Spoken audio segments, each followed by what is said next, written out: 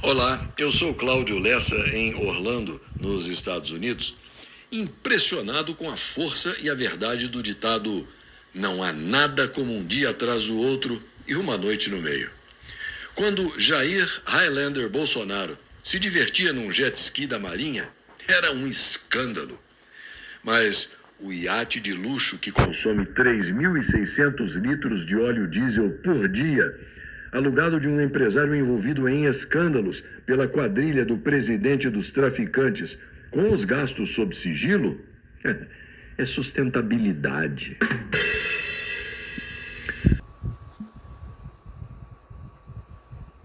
Orlando, nos Estados Unidos, trazendo a você uma verdade histórica sobre 3 criminosos. Esse primeiro aí do lado criou o conto do vigário e transformou os otários em jumentos. Agora, esse segundo aí do lado dominou os otários, que viraram jumentos. Enquanto este terceiro pilantra aí foi ainda mais longe, roubou os jumentos.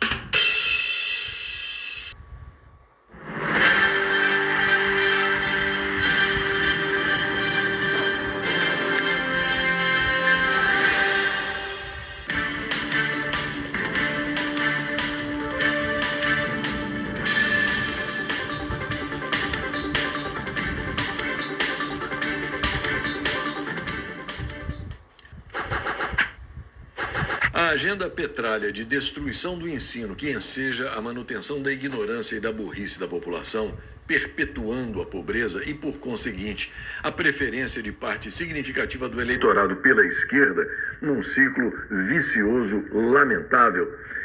Essa agenda continua sendo implementada com dinheiro público. A revista Oeste traz a notícia de que um cantor travesti foi a atração de uma mesa redonda sobre um não assunto, intitulado Dissidências de Gênero e Sexualidades, realizado na Universidade Federal do Maranhão. O evento, uma mera desculpa para a disseminação de depravação e baixaria, permitiu que o traveco em questão cantasse e rebolasse, mostrando o fiofó ao som da música Educando com o Caneco. Alguns parlamentares de oposição criticaram o show erótico promovido com dinheiro público. Um deles, o paulista Paulo Bilinski, quer convocar o apedeuta, que atualmente é inquilino do prédio onde funciona o MEC, para que ele esclareça o motivo de uma universidade federal permitir esse tipo de atividade num ambiente que deveria privilegiar a educação e a formação intelectual dos jovens do fazendão. O Diário 360 traz a notícia de que a Força Aérea de Israel iniciou hoje uma série de intensos bombardeios contra alvos ligados ao Hezbollah no sul do Líbano. As forças de defesa de Israel emitiram avisos de evacuação para civis nas áreas próximas aos locais. Já a revista Oeste informa que os Estados Unidos tentam intermediar uma aproximação entre Israel e Síria. Para tanto, preparam a instalação de militares em uma base aérea nos arredores de Damasco. A movimentação, confirmada por fontes sírias e ocidentais à agência Reuters, integra o esforço norte-americano para viabilizar um acordo de segurança entre Síria e Israel. Washington teria participação direta nas garantias do futuro pacto, de modo similar ao cessar-fogo obtido entre Israel e o grupo terrorista Hamas. Em junho, Trump assinou uma ordem executiva encerrando as sanções contra a Síria para apoiar o caminho do país rumo à estabilidade e à paz. Trump, inclusive, se encontrou com o atual presidente da Síria, Ahmed al-Sharaa, um mês antes. Na edição de hoje do Jornal dos Jornais, que você pode acompanhar ao vivo em diversas plataformas como Rumble, X, Facebook e LinkedIn, eu mostrei a primeira página do tabloide nova-iorquino New York Post, que apesar da frustração com a inacreditável, incompreensível eleição de um comunista antissemita para a prefeitura de Nova York, apelou para uma manchete bem-humorada, trocando o sentido da expressão líder do mundo livre para líder do mundo todo de graça, já que o novo prefeito, um cretino fundamental, quer implantar gratuidade em quase todos os serviços públicos, algo que todos os governos comunistas já tentaram e falharam miseravelmente. Apesar da brincadeira do New York Post, o tabloide destacou que os apoiadores socialistas reivindicam um mandato para uma revolta e que os democratas socialistas da América veem na vitória de Zoran Mamdani um claro mandato para trazer o socialismo para a cidade de Nova York e para além dela. Está muito claro, a essa altura, que os nova-iorquinos não fazem a menor ideia do rabo de foguete em que se meteram colocando esse paspalho na prefeitura. Mas essa imagem dramática do filme O Planeta dos Macacos, de 1968, agora considerada profética, mostra o que os nova-iorquinos já vão descobrir. Aliás, que já estão começando a descobrir lentamente. Poucas horas depois da vitória eleitoral desse comunista que odeia os judeus, suásticas nazistas eram rabiscadas com spray em diversas instituições judaicas de Nova York, como cemitérios e esta escola particular localizada na McDonald Avenue, no bairro do Brooklyn, que aparece aí na foto ao meu lado. Enquanto isso, um líder religioso islâmico dentro de uma mesquita aparece vociferando enquanto segura uma arma na mão. O que esse Zé sem turbante está urrando é nada mais, nada menos que o seguinte: não existe melhor maneira de adorar Alá do que matar um infiel. É bacaninha? É esse tipo de excremento que está sendo trazido para dentro de Nova York. Agora, é só aguardar para ver como vai aumentar o número de estupros de meninas adolescentes, que esses caras veem as mulheres como meros animais. Quem resumiu toda a encrenca em que Nova York se meteu foi o presidente da Câmara, Mike Johnson, detonando o futuro do Partido Democrata. Ele disse que o futuro dos democratas foi selado na cidade de Nova York. Um marxista de 34 anos é agora o líder do Partido Democrata. É fácil concorrer e vencer como socialista. Você promete tudo a todos de graça. Se você concorre como socialista, você se baseia em uma longa lista de afirmações e promessas falsas. Você promete tudo a todos e não consegue cumprir. Nova York descobrirá em breve. O jornal Valor Econômico informou que o Banco Central colocou um ponto final no chamado DREX, o projeto do Real Digital. Segundo as informações, o projeto não conseguiu corrigir a ausência de privacidade das transações, que é uma característica nata da tecnologia blockchain. Uma fonte confirmou o fim do DREX, mas afirmou que o movimento não deve ser interpretado como um fracasso, apenas que o entendimento do Banco Central é de que não é viável manter uma infraestrutura estatal para viabilizar esses negócios. A deputada catarinense Júlia Zanatta, que lutou ferozmente contra essa picaretagem comunistoide, comenta o fim do DREX.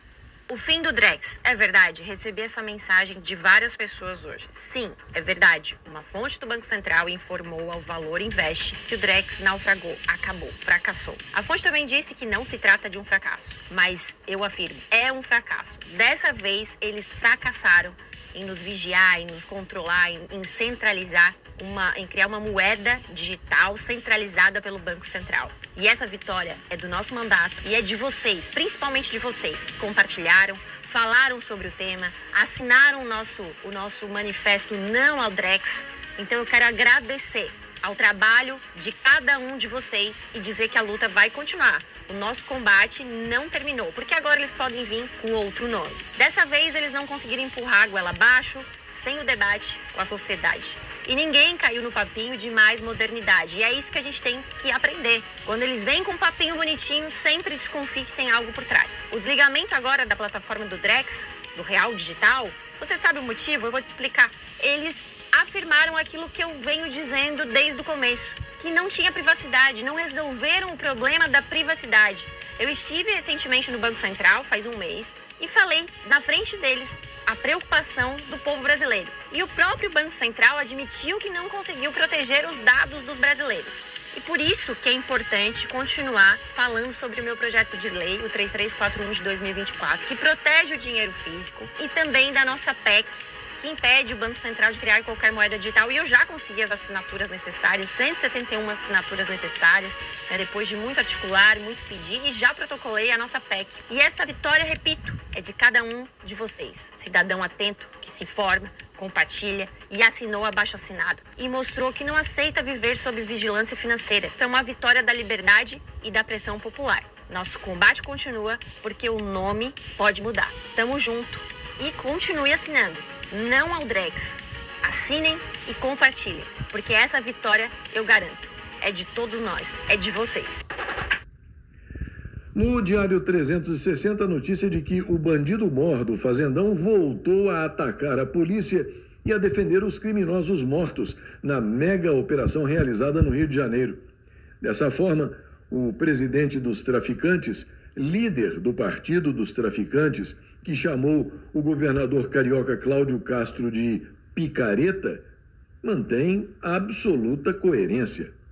Uma coerência, por sinal, reforçada pela notícia publicada pelo Space Liberdade, que conta que o desgoverno Petralha de ocupação está discutindo agora uma assistência aos familiares de traficantes narcoterroristas mortos no Rio de Janeiro, que o distinto público do Fazendão que não tem povo está chamando de Bolsa Facção.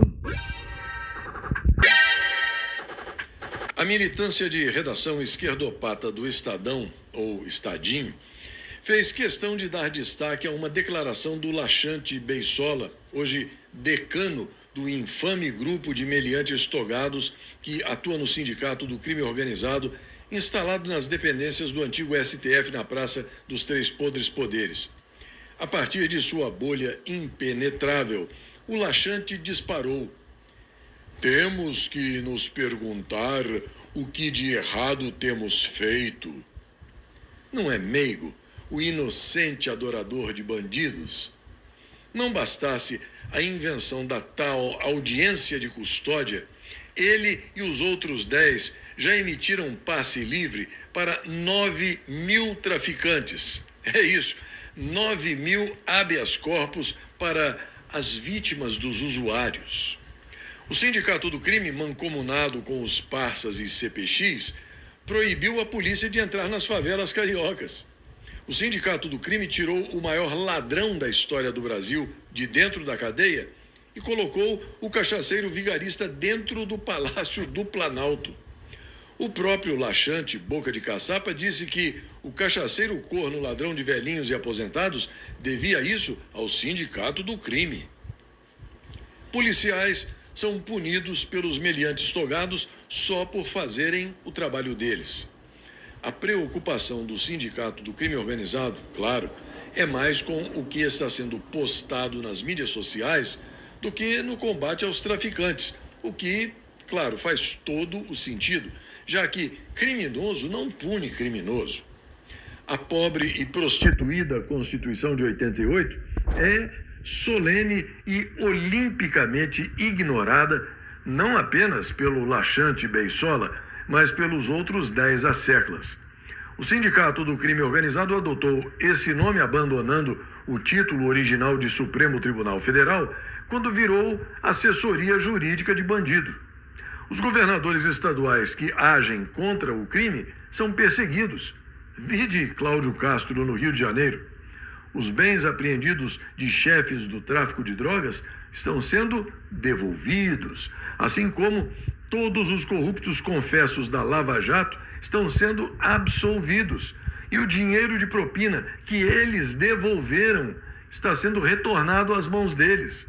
O Sindicato do Crime liberou a maconha. O que mais esse laxante Beissola, arrogante e dissociado da realidade, precisa saber para entender onde ele e os comparsas dele no Sindicato do Crime erraram? Será que não passa pela cabeça dele o motivo de ele ter sido apelidado de laxante? E qual o resultado prático desse tipo de atitude, desse tipo de posicionamento canalha por parte desses meliantes togados? Justamente o que o jornalista Joaquim Ribeiro informa. O narcotraficante boliviano mais procurado do mundo, que atende pelo nome de Sebastián Marcet, gravou um vídeo com a liderança narcoterrorista do PCC para anunciar uma guerra contra a polícia do Fazendão. Este video para decirle, coño, a ese sapo, si se deja andar diciendo dónde está uno, yo puedo estar hoy acá, mañana en Paraguay, otro día en Bolivia, otro día en Colombia, donde sea, y estamos preparados para hacer guerra con el que sea. El Coya, la policía, no me importa a nadie. Nosotros estamos siempre listos, siempre. Ténganlo claro. Mejor sean amigos y no enemigos nuestros, porque no le va a ir bien.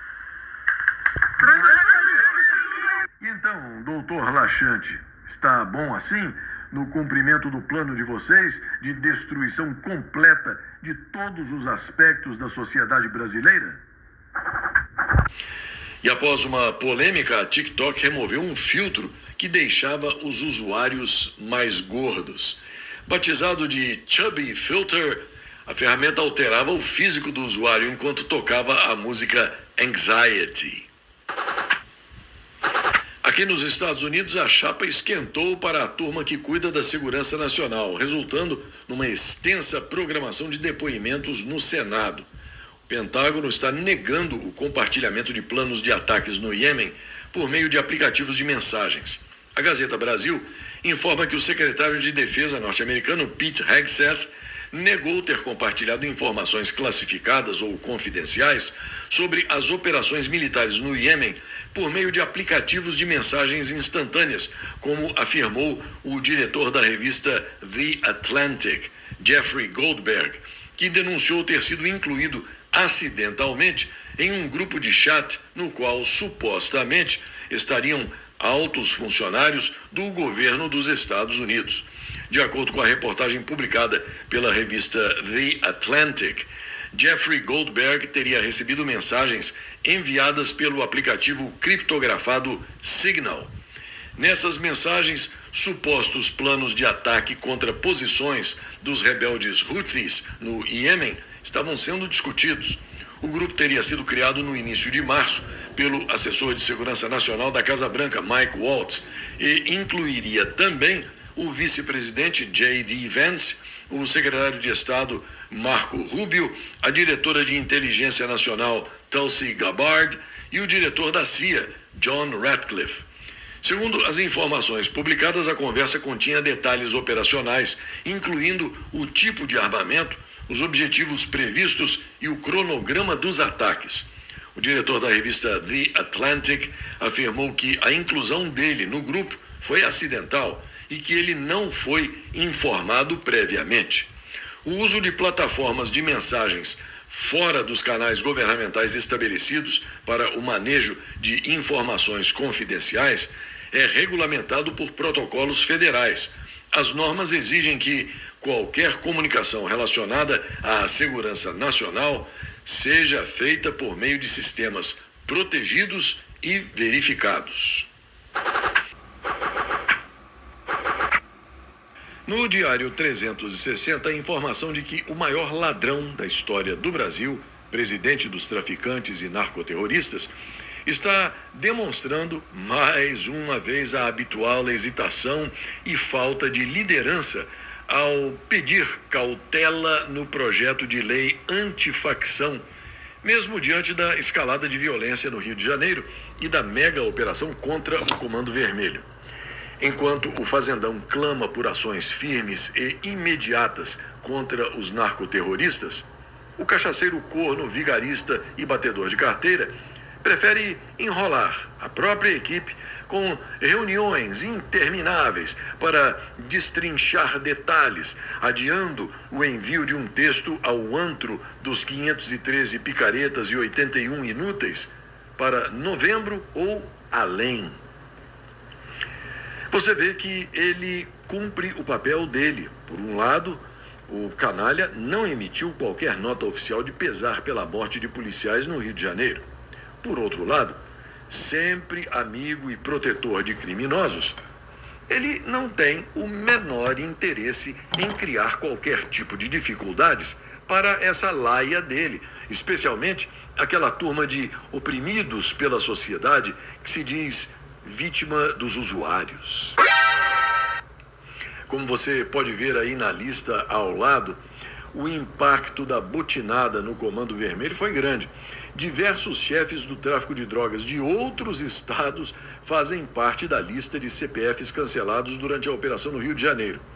Tem narcoterrorista paraense, amazonense, baiano, goiano, capixaba. Na Gazeta do Povo, o advogado norte-americano Martin DeLuca, que representa a Trump Media and Technology Group, empresa do presidente dos Estados Unidos, Donald Trump, e a plataforma de vídeos Rumble, num processo movido contra o satânico psicopata golpista na justiça aqui dos Estados Unidos, criticou a decisão do doente mental de convocar o governador carioca Cláudio Castro e os chefes das polícias do estado para explicarem a operação contra os narcoterroristas do Comando Vermelho. Numa postagem na plataforma X, Martin DeLuca disse que é difícil imaginar uma inversão de justiça mais grotesca. Falando nisso, o Space Liberdade informa que o governador carioca diz que não vai receber o satânico psicopata golpista no palácio, mas sim no Centro Integrado de Comando e Controle que articula as operações das forças de segurança. O CL News, respeitosamente, diverge do governador xará Cláudio Castro nesse ponto, tendo em vista que o satânico psicopata golpista é altamente suspeito de ser o maior caso de sucesso de infiltração do PCC na máquina judicial do Fazendão. Sendo assim, um olheiro desse nível pode colher e repassar informações vitais e importantíssimas para a criminalidade. Por isso, o CL News acredita que os dois deveriam se encontrar no local mais neutro possível. Numa guerra, não se mostra as armas ao inimigo. E o satânico psicopata golpista é, claramente, o inimigo. Esta edição especial do CL News traz diversos ângulos da disfuncionalidade observada no evento ocorrido no Rio de Janeiro, em que mais de uma centena de narcoterroristas foram despachados para o mármore do inferno numa ação corajosa e integralmente correta do governador carioca Cláudio Castro. Como são vários os ângulos dessa disfuncionalidade, a narrativa pode parecer meio fora de prumo, mas no final tudo se encaixa. A revista Veja informa que ofícios obtidos pela Globo mostram que o governo do Rio de Janeiro solicitou o apoio ao desgoverno Petralha de ocupação para mega operações e que os pedidos foram negados. A Arlete Caetana, por exemplo, está levantando uma lebre muito complicada, explosiva mesmo, para explicar o que houve no Rio de Janeiro. Segundo ela, a amante da lista de propinas da Odebrecht teria sido a causa de o desgoverno Petralha de ocupação não mexer um dedo para ajudar no inferno vivido pelos cariocas. Um diálogo entre o maior ladrão da história do Brasil, o presidente dos traficantes, e o polaco, estafeta dele lá na justiça com J minúsculo, está circulando pelas mídias sociais que eles querem silenciar de qualquer jeito. Esse diálogo revela algo muito mais sombrio, segundo a Arlete. Quando o cachaceiro corno ladrão de velhinhos e aposentados, que ocupa o Planalto, disse ao polaco para que ele não se metesse, que ele deixasse acontecer, o objetivo era criar fumaça e esconder o agravamento do escândalo na CPMI do INSS, onde, segundo se informa, a Narizinho, amante da planilha de propinas da Odebrecht, está enrolada até a medula ou está para ser enrolada até a raiz dos cabelos. a conferir.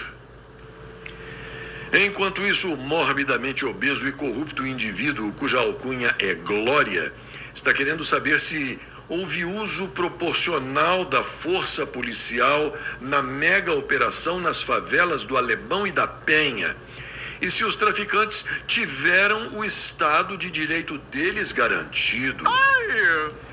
Como é que o rocambolesco rechonchudo quer que o BOPE faça, hein? Entre nas favelas dominadas pelos criminosos, sendo recebido a tiros, enquanto entrega flores para o bandido e pede a ele, por favor, que se renda?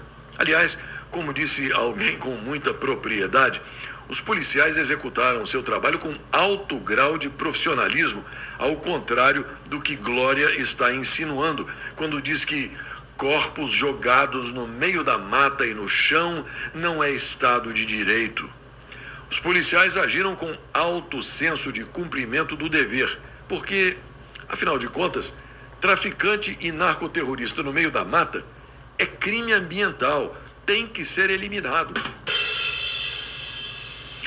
No meio independente, a informação de que a polícia apreendeu armamentos das Forças Armadas da Venezuela.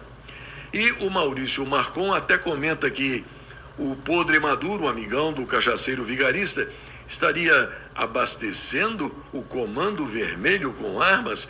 Quem poderia imaginar, né? Já o Space Liberdade publicou um vídeo mostrando a trôpega Benedita Biden com olhar perdido e diversos outros integrantes da quadrilha oficial entrando sem proteção no Morro do Alemão para se solidarizar com os manos, vítimas dos usuários, um local onde a polícia só consegue entrar dentro de veículos blindados.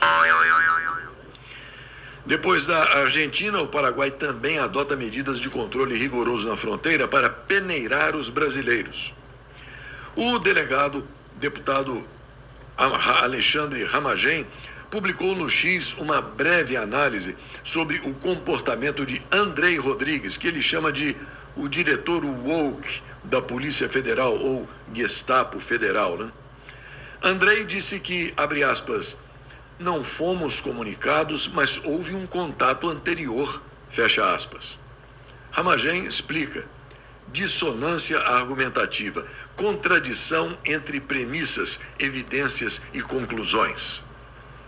Andrei disse que, abre aspas, não era uma operação razoável para que a gente participasse, fecha aspas.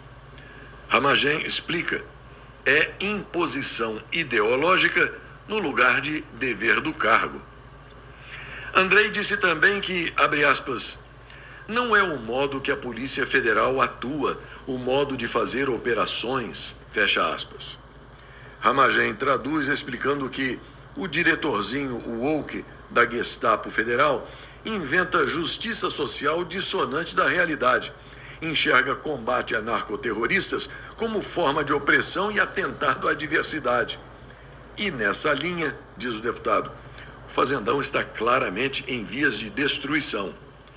Ramagem ainda lembrou do professor Olavo de Carvalho, que disse em junho de 2020 que, abre aspas, a escolha é clara, Bolsonaro ou o crime organizado, não há terceira hipótese, fecha aspas. O deputado estadual gaúcho, professor Cláudio Branchieri, resumiu a situação atual sob o ponto de vista político.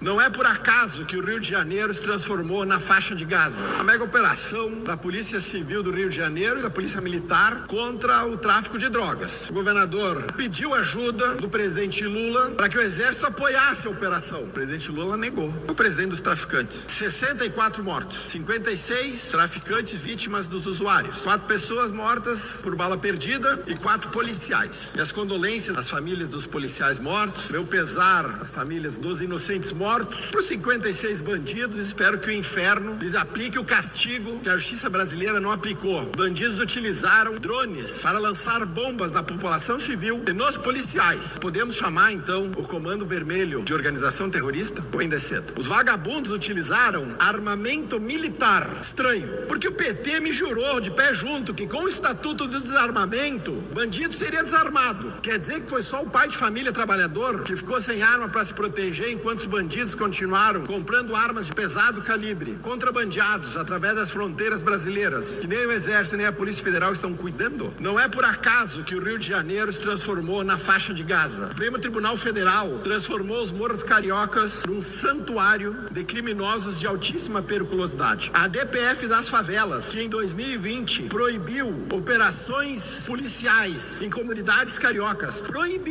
transformou o cenário de hoje em algo altamente provável. Consequência da leniência do judiciário brasileiro e do governo do PT com o crime organizado. Em abril deste ano, a Suprema Corte afrouxou um pouco as regras. Provavelmente porque Donald Trump iniciou uma guerra mundial contra narcoterroristas, do qual tanto o PCC quanto o Comando Vermelho são organizações partícipes. Caos é uma ordem dada pelo tráfico para que seus meninos, os meninos do tráfico, como eram os meninos que roubavam celular, meninos do Lula, descessem dos morros para tocar terror na população carioca. Isso é uma tática já conhecida da esquerda: culpar a sociedade, inocentar criminosos e deixar o Estado cúmplice do caos. Porque o caos é o que alimenta o poder da esquerda no Brasil. Já o povo brasileiro sabe quem são as verdadeiras vítimas. Eles sabem que as vítimas são os pais e as mães que estão perdendo seus filhos, ou para o tráfico de drogas, ou assassinados por eles. Que as vítimas são os policiais que tombam todos os dias neste país combatendo o crime organizado, praticamente varrendo areia na praia, porque é um tal de prende vagabundo, solta em audiência de custódia, prende vagabundo, solta em audiência de custódia. Quem implementou a audiência de custódia no Brasil? Nosso ministro da Justiça, Lewandowski. Esses dias ele estava comemorando que mais de 50% das audiências de custódia resultam que o criminoso volte às ruas antes que o policial acabe de escrever o seu relatório. Parabéns! Quase 30 milhões de brasileiros vivem sob a lei do tráfico de drogas, sob a lei do crime organizado. É o narco-estado dentro do Brasil. Só falta ter desfile militar dos traficantes, porque armamento militar eles já têm.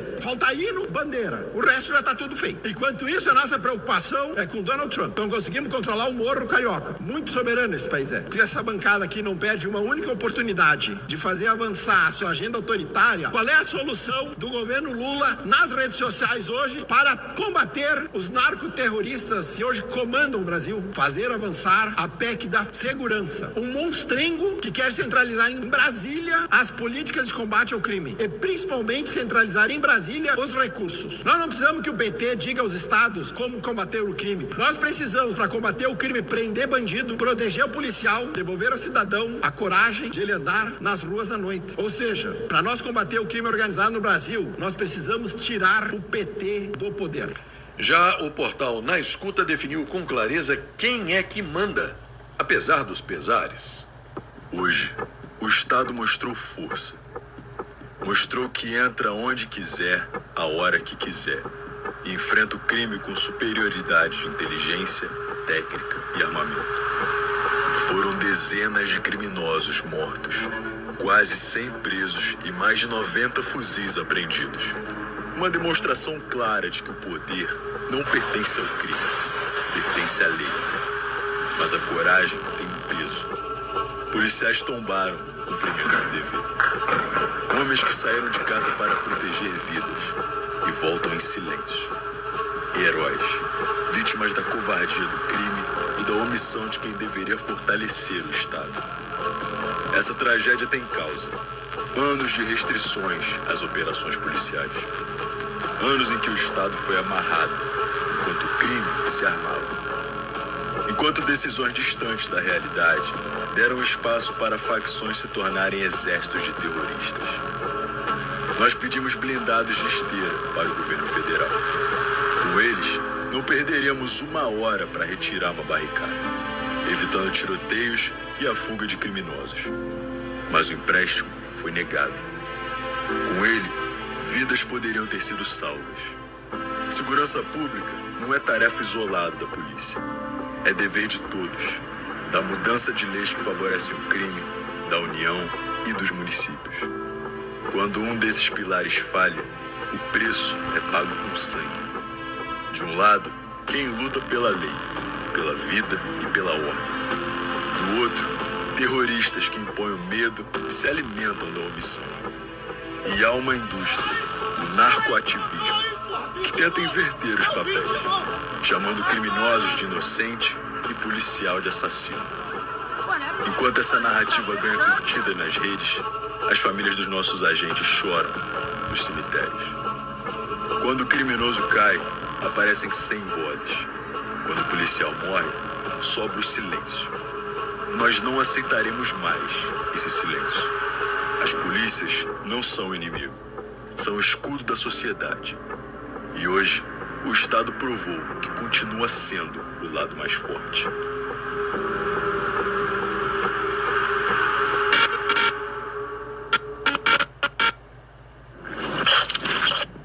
No frigir dos ovos, esta imagem resume o mergulho do fazendão no descalabro institucional em que ele se encontra no momento. Um presidente sério, honesto, aliado dos cumpridores da lei e da ordem.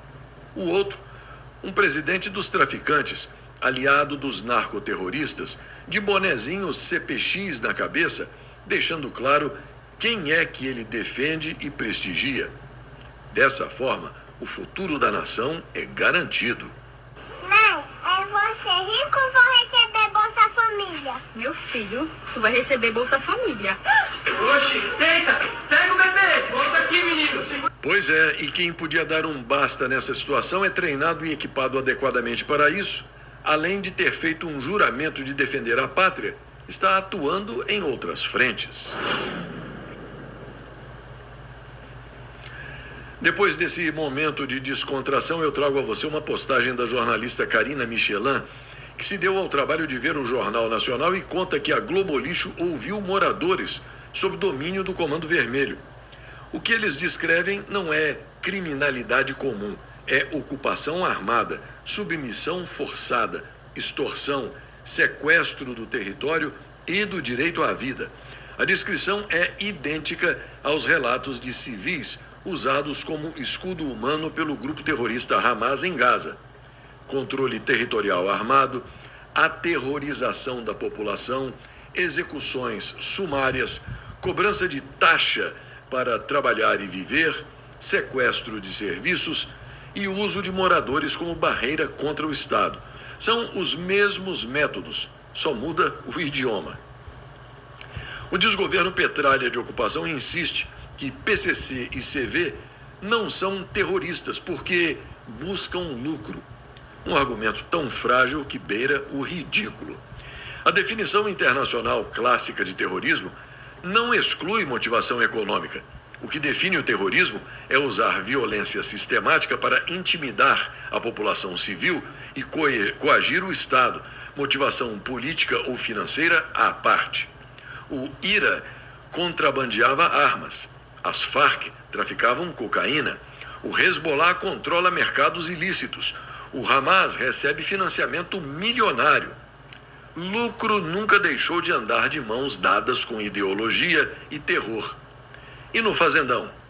O CV e o PCC impõem lei própria, cobram tributo, controlam território, impõem toque de recolher, formam tribunais clandestinos e submetem civis ao medo permanente. Eles dominam bairros, controlam rotas internacionais, influenciam eleições locais, executam civis, atacam o Estado, destroem infraestrutura pública e bombardeiam policiais com drones. Se não é terrorismo, o que é? Chamar isso de crime organizado é uma cortina de fumaça política, é minimizar a guerra urbana, é negar o óbvio para evitar admitir o fracasso do Estado e as alianças espúrias que alimentaram esse monstro. Enquanto Brasília debate semântica, o morador da favela acorda sem saber se volta vivo para casa. O fazendão não enfrenta criminosos, enfrenta milícias paramilitares com estrutura, armas, financiamento e agenda própria. Quem vive sob o domínio do CV está sob regime terrorista. E quem relativiza isso faz parte do problema. Na esteira da mega operação policial contra a bandidagem no Rio de Janeiro, o desgoverno petralha de ocupação do presidente traficante e seus asseclas criminosos decidiu cobrar explicações do governo do estado. A revista Oeste informa que o venéreo PGR Paulo Blenô, o amarra-cachorro do satânico psicopata golpista, fez a cobrança reiterando as solicitações já feitas pelo grupo de trabalho criado pelo Conselho Nacional do Ministério Público. Ou seja, a bandidagem de terno e gravata ficou profundamente incomodada com o despacho de mais de uma centena de traficantes para o colo do capeta. Os bandidos de terno e gravata não se fizeram de togados. Na Gazeta do Povo, por exemplo, a informação de que a Gestapo Federal foi comunicada da operação no Rio, mas se negou a participar. Isso foi dito na cara dura pelo próprio diretor Andrei Rodrigues, ao lado do polaco, o estafeta da justiça com J minúsculo da Camarilha Petralha. O polaco disse que pretende ir ao Rio avaliar a operação e o resultado dela. No Space Liberdade, a informação sobre a negativa da Gestapo Federal é acompanhada da declaração de Andrei Rodrigues, que disse que, abre aspas, a nossa equipe entendeu que não era uma operação razoável para que a gente participasse. Fecha aspas. Claro, bandido não briga com bandido dessa forma. A bandidagem se protege, não se agride. Na Gazeta Brasil, a ânsia de vômito aumenta ainda mais quando a notícia é de que o polaco declarou que o presidente traficante CPX, o maior ladrão da história do Brasil, disse ter ficado estarrecido e surpreso com a mega operação que cancelou o CPF de 132 eleitores dele. Aliás, antes de você tomar dose dupla de Estomazil, saiba que o Diário 360 informa que o cachaceiro corno ladrão de velhinhos e aposentados, agora intitulado de presidente traficante, vetou pessoalmente o empréstimo dos blindados por, acredite se quiser, ter ficado com receio de que os blindados caíssem nas mãos dos traficantes. O Diário 360 afirma que esta foi mais uma demonstração de fraqueza e conivência com o crime organizado, uma admissão explícita de que o Estado, sob a gestão dele, perdeu o controle das favelas e não confia nem nas próprias forças de segurança estaduais. Enquanto médicos da Marinha morrem por balas perdidas e operações policiais resultam em dezenas de mortos, o presidente traficante, o maior ladrão da história do Brasil, prioriza a ideologia anti-GLO dele, em vez de equipar quem enfrenta o narcoterrorismo, deixando o povo carioca refém de bandidos armados até os dentes e expondo a covardia de um governo que prefere negociar com criminosos a derrotá-los. Vergonhoso. Os números mais recentes dão conta de que a mega operação das polícias civil e militar do Rio de Janeiro contra o Comando Vermelho resultou em 132 mortes, segundo informação do Space Liberdade, agora no final da tarde de hoje. Um balanço apresentado mais cedo, hoje, pelo delegado Felipe Cury, secretário estadual de Polícia Civil, dizia que do total de mortos, 115 eram narcoterroristas do CV, 4 eram policiais, Marcos Vinícius Cardoso de Carvalho e Rodrigo Veloso Cabral, da Polícia Civil, e os sargentos Heber Carvalho da Fonseca e Cleiton Serafim Gonçalves, do Batalhão de Operações Policiais Especiais, totalizando 119, o número que foi atualizado para 132 agora no fim da tarde. As forças estaduais mobilizaram mais de 2.500 agentes. Ao todo, os policiais cumpriram 180 mandados de busca e apreensão e cerca de 70 de prisão, além de outros 30 pedidos oriundos da Polícia Civil do estado do Pará. As ações resultaram em pelo menos 113 detenções. Entre os presos, 33 vieram de outros estados e 10 são adolescentes infratores. Os agentes também recolheram 118 armas, 14 explosivos, milhares de munições e centenas de carregadores, além de toneladas de drogas que ainda estão sendo contabilizadas.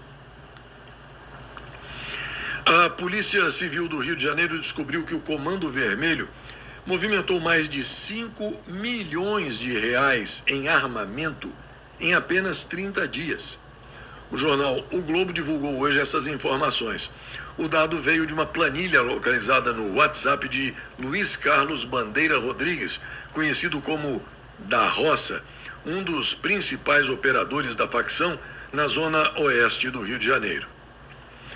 No Space Liberdade, uma informação auspiciosa. O governador do Rio de Janeiro, Cláudio Castro, anunciou que a mega operação nas favelas da Penha e do Alemão ainda não está encerrada. O CL News aplaude a atitude tomada pelo governador, a operação em andamento e torce ardentemente para que as forças de segurança do estado do Rio de Janeiro consigam despachar muitos outros narcoterroristas para reciclagem espiritual no menor espaço de tempo. Bandido bom é bandido morto. Defensor de bandido bom é defensor de bandido morto. Narcoterrorista bom é narcoterrorista morto. Corrupto bom é corrupto morto. Enquanto eu observo esse trio criminoso aí se afogando numa lagoa fétida repleta de coliformes fecais, eu ainda tento ver e entender as coisas sob uma nova e radical perspectiva. Se o traficante de drogas é uma pobre vítima do usuário, então fica claro que o careca do INSS e o irmão do maior ladrão da história do Brasil são vítimas dos aposentados. É isso mesmo, produção?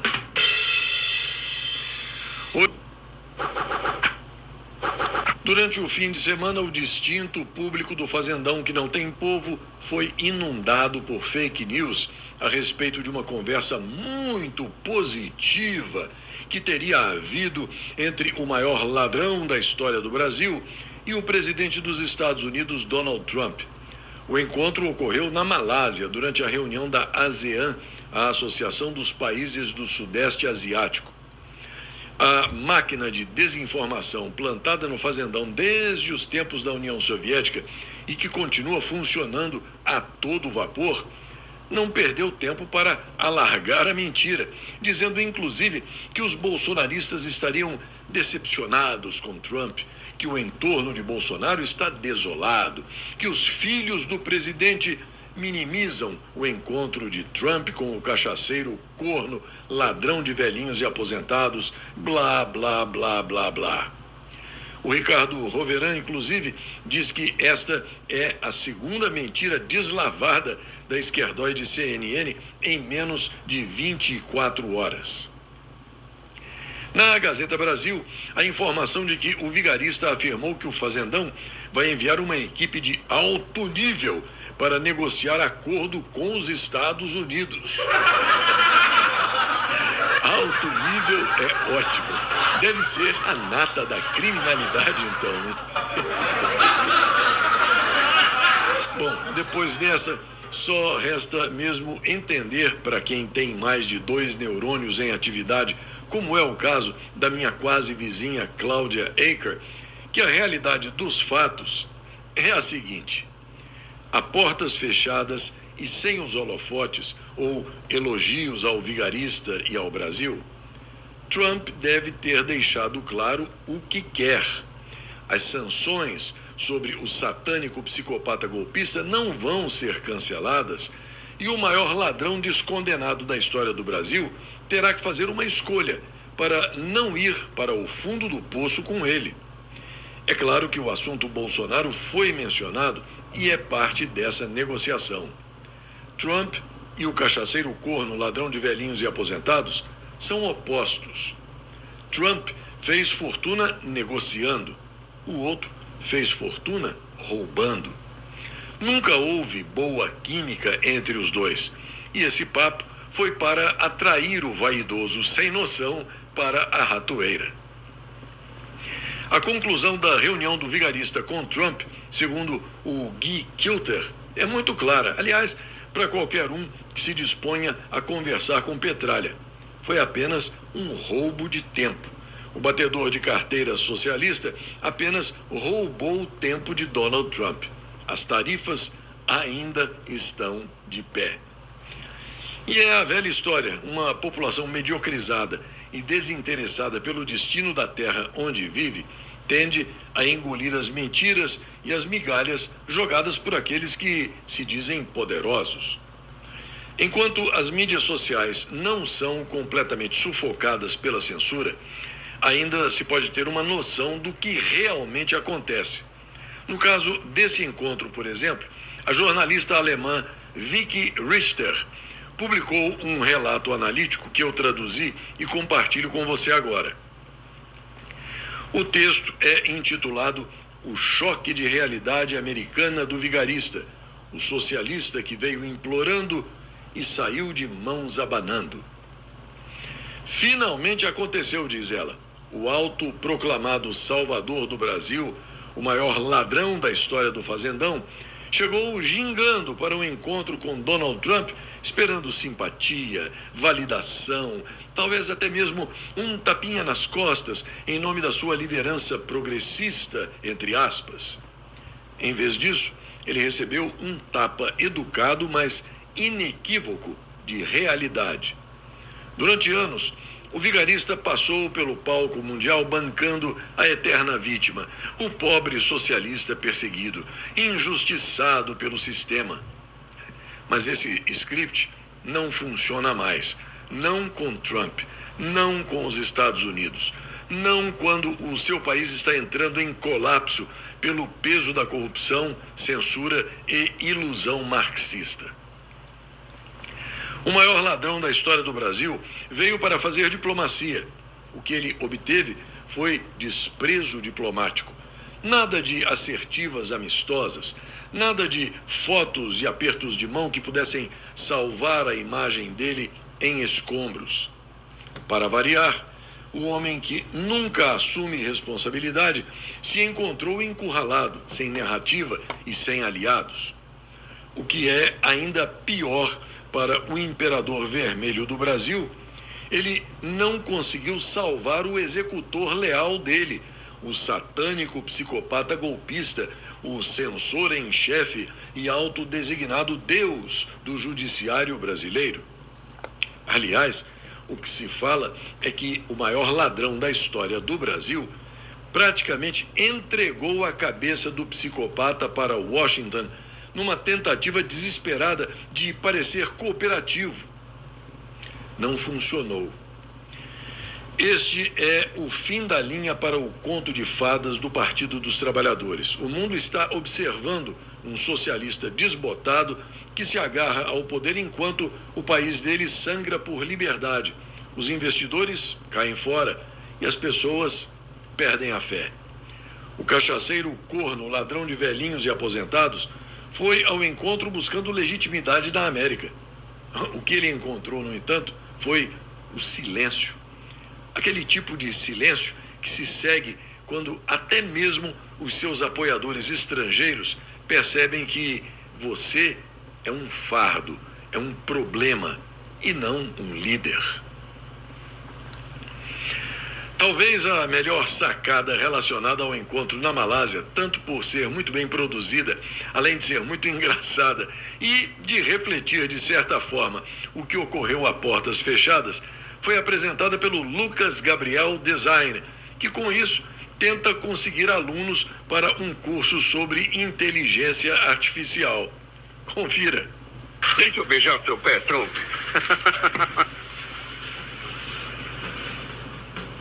Acabei de sair de uma reunião com um analfabeto.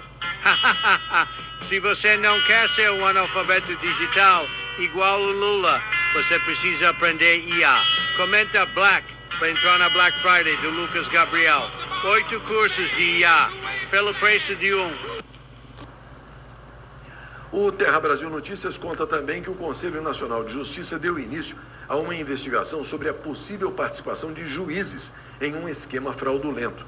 O foco é a alegada remoção de serviços de proteção ao crédito de informações referentes a dívidas que chegam a 108 bilhões de reais, originadas de protestos registrados em cartórios. O Instituto de Estudos de Protesto de Títulos do Brasil, que representa os cartórios, solicitou a abertura da investigação. A maioria das decisões favoráveis aos devedores está vinculada a magistrados que atuam no interior de 3 estados do Nordeste: Pernambuco, Paraíba e Piauí. Os clientes, por sua vez, estão predominantemente em outras regiões do Brasil, principalmente em São Paulo. Nessa debandada de meliantes togados do Sindicato do Crime, surge nas mídias sociais a notícia de que o maior ladrão da história do Brasil está pensando em indicar o Felipe Santos Silva, que também atende pelo nome de Érica Hilton, para preencher o lugar do Lulu Boca de Veludo. Com isso, devem acabar as inúmeras disputas lacradoras. Afinal, o sujeito é tudo ao mesmo tempo. É homem, mulher, é preto, é branco, é moreno, é louro. É um combo.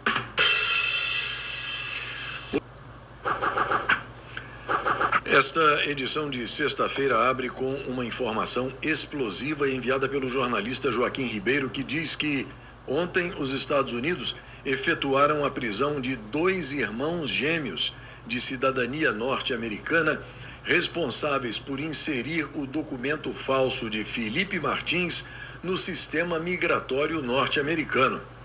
Eles declararam ao FBI que um brasileiro residente aqui nos Estados Unidos está envolvido no processo. Na Gazeta Brasil, a notícia de que o purpurínico Lulu Boca de Veludo recebeu alta na tarde de hoje depois de ficar internado no Hospital Sírio-Libanês em Brasília por causa de um mal-estar não detalhado pelos médicos. Segundo a assessoria, o vaporoso Lulu Boca de Veludo apresentou melhora no quadro clínico e foi liberado para seguir com medicação em casa. Mas no fazendão, você sabe, quando um desmata, o outro desesfola. Lulu Boca de Veludo agora está na mira de todos, especialmente por causa dessa internação inesperada e ainda mais especialmente por ela ter ocorrido poucos dias depois que ele bateu em retirada do Sindicato do Crime Organizado. A internet não perdoa, e uma vez que não houve nenhum boletim médico, as versões tentam se transformar em fatos, como essa notícia fake aí, que diz que ele descobriu que não terá o visto de entrada nos Estados Unidos de volta depois de conversar por telefone com o secretário de Estado norte-americano Marco Rubio. Um contato que jamais ocorreu. Da mesma forma, a notícia ainda inventa que o apartamento milionário da família de Lulu Boca de Veludo, em Key Biscayne, aqui na Flórida, foi a leilão. Outras versões mais apimentadas sugerem, sem qualquer confirmação, que a internação de Lulu Boca de Veludo estaria relacionada à necessidade de retirada de uma cenoura ou de um pepino que estaria entalado onde o sol não nasce. Dado o histórico de mentiras em série e de subterfúgios de Lulu Boca de Veludo, você sabe, tudo é possível, né? O jornalista Joaquim Ribeiro dá a lapada final lembrando de uma postagem de maio deste ano, onde se informava que, após um possível acordo com os Estados Unidos, Lulu Boca de Veludo deveria deixar o Sindicato do Crime Organizado, e dizendo que ele não cumpriu as regras do acordo, pediu para sair para tentar se livrar, mas foi informado sobre as pesadas sanções que virão sobre ele. Agora foi chorar num retiro espiritual, pensou que havia derrotado o bolsonarismo. Porém, eleições não se tomam. É preciso ter o voto da maioria do povo brasileiro. Então, não amola, mané.